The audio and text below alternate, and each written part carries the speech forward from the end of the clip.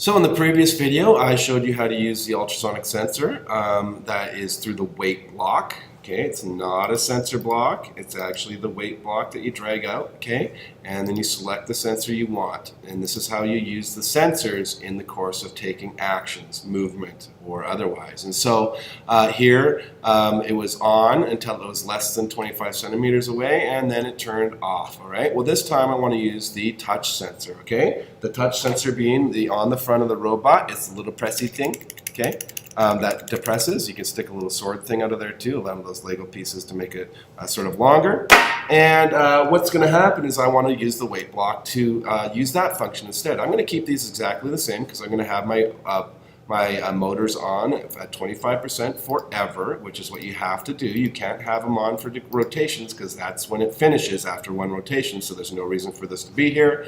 But of course I'm going to go ahead and select it on forever until it uses the touch sensor, and it's going to compare its state. Now, the touch sensor can be in multiple states. It can either be pressed or it can be released, okay? And you can program it to react in either one of those circumstances. In this case, it's going to be for when it's pressed. So I'm going to go ahead and compare state.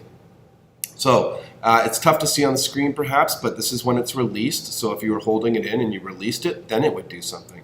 Here, if it's pressed, then it does something. And here, if it's bumped, then it does something. I have not used that before, so I'm not sure how that works. But I'm going to go ahead and select 1. Okay. I'm going to make sure that my touch sensor is connected to the right port that's indicated. Right now that says the port 2 is my touch sensor. And if I follow my cord back on my robot, and I follow it around, then it goes into port 2 on the back, and therefore I have it in the right spot, so it should work just as I planned. And I'm going to press play, and I'm going to run it, and I'm going to see if when I press the touch sensor that it works.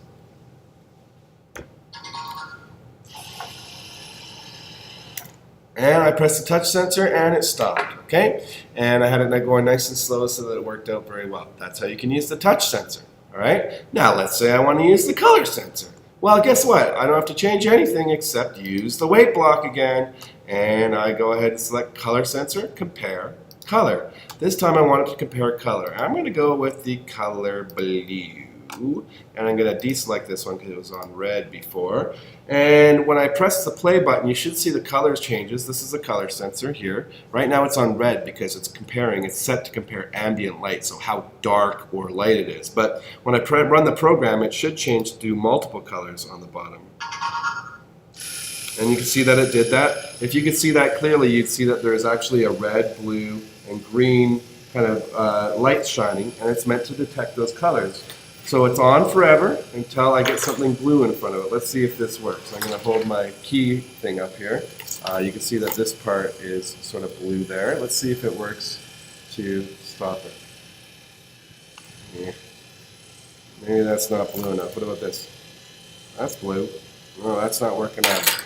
Oh boy, well I'm going to have to get something blue to show you. So I'm going to press the back button to stop it. And give me 1 second, and I'll find something blue.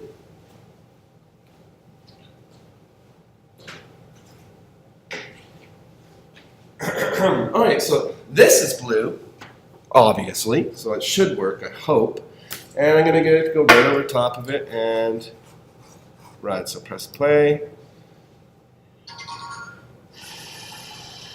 And there you go. It's blue. And so it recognizes that, and it says on forever until it detects blue, and then turn off. And of course, I could put a turn in there afterwards or something like that. Okay, so that's how you use both the touch sensor and the color sensor to make the robot do stuff.